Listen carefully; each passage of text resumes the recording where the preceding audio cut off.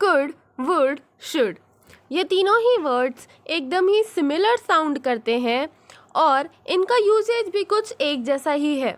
इसीलिए हम generally confuse हो जाते हैं कि कहाँ हमें कुड लगाना चाहिए, कहाँ वुड लगाना चाहिए और शुड का उपयोग हमें कहाँ करना चाहिए। तो इस लेक्चर में हम कुड, वुड और शुड के बारे में ही बात करने वाले हैं कि कैसे हम इन तीन अलग अलग वर्ड्स को अलग अलग सेंटेंसेस में कैसे फ्रेम कर सकते हैं।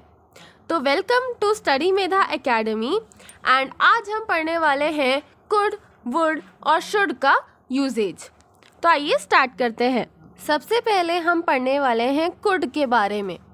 तो जैसा कि यहाँ पे लिखा है, could is the past tense of can.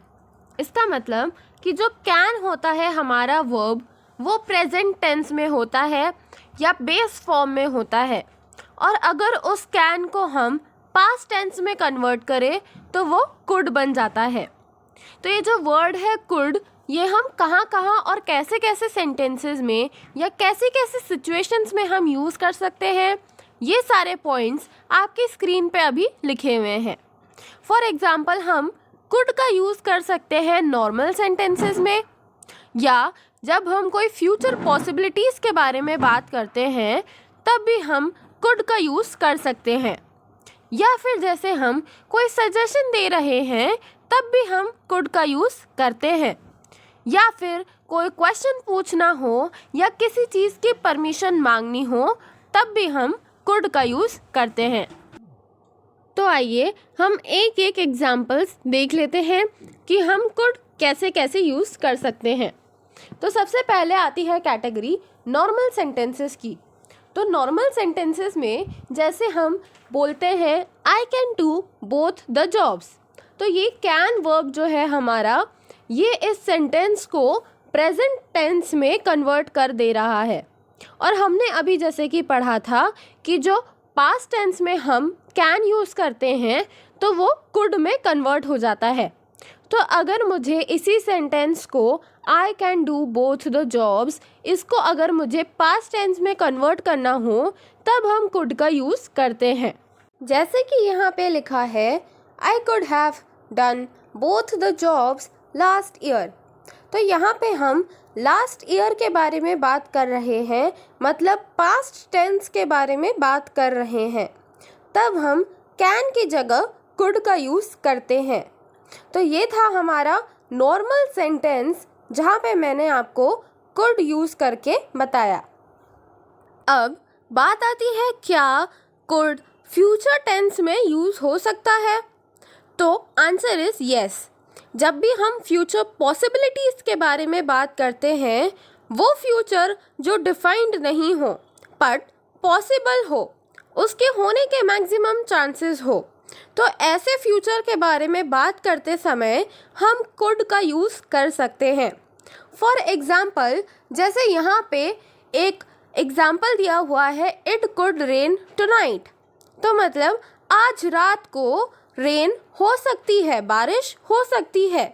तो ये एक फ्यूचर पॉसिबिलिटी है जो कि निश्चित नहीं है पर होने के मैक्सिमम चांसेस है, तब भी हम कुड का यूज़ करते हैं। अब हम देखते हैं कि सजेशंस में यूज़ कैसे करते हैं कुड का। जब भी हम किसी को कोई चीज़ सजेस्ट कर रहे होते हैं, for example you could have sing, तब हम कुड का यूज़ कर रहे हैं।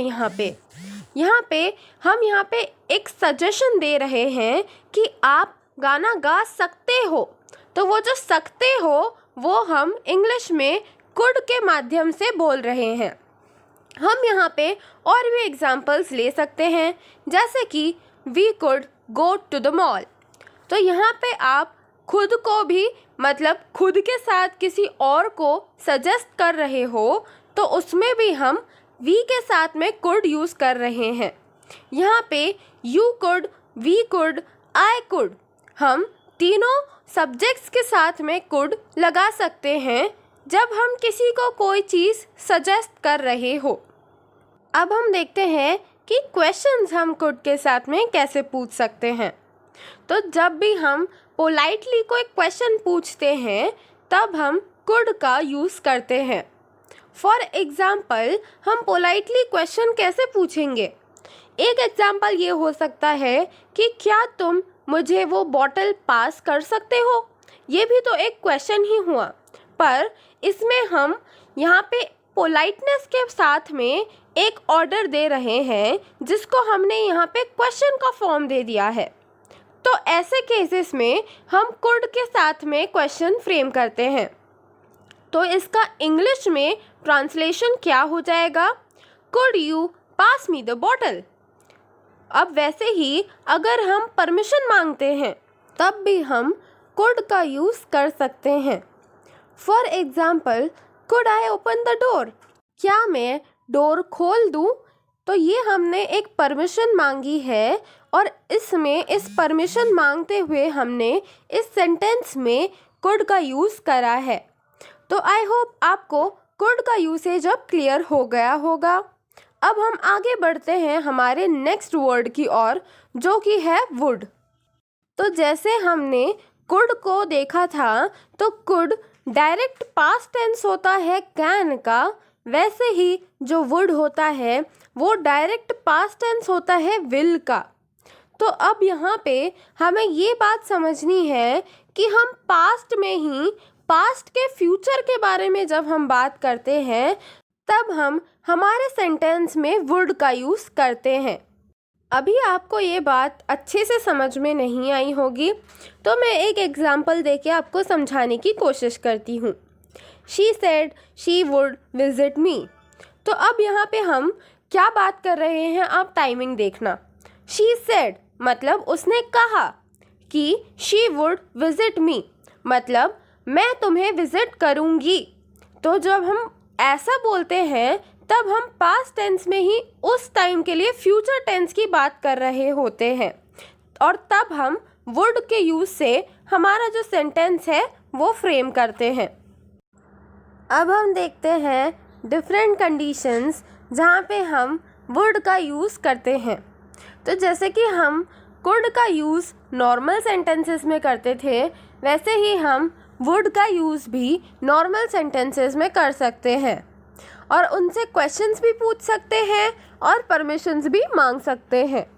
और वुड में हम एक चीज़ नई ऐड होती है कि इमेजिनरी सिचुएशंस में भी हम वुड का यूज़ करते हैं।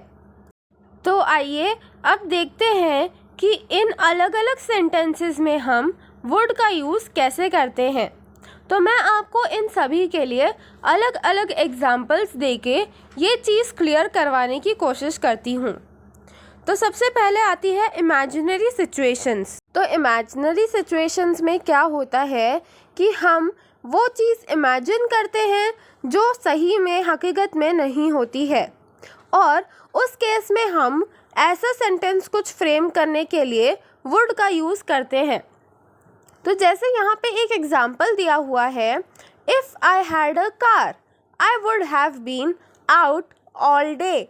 तो यहाँ पे जब हमारे पास कार नहीं है और हम ऐसा कुछ सोच रहे हैं, तब हम बोलेंगे कि हम ये इमेजिन कर रहे हैं कि हमारे पास कार है और इसीलिए हम पूरे दिन बाहर रहेंगे। तो इसीलिए ऐसी सिचुएशंस में हम वुड का यूज़ करते हैं। अब हम आगे बढ़ते हैं हमारी नेक्स्ट कैटेगरी, जो कि है क्वेश्चनिंग सेंटेंसेस। तो क्वेश्चनिंग सेंटेंसेस में हम would you attempt all the questions ऐसा कुछ सेंटेंस फॉर्म कर सकते हैं जिसमें हम would you, would I, would us ये सारे वर्ब्स या वर्ड्स यूज़ करते हैं। और अगर हमें वहीं कोई परमिशन मांगनी हो तो वो भी एक क्वेश्चनिंग सेंटेंस जैसे ही वुड यू, वुड आई या वुड अस से चालू होता है। For example, would you mind if I use your pen.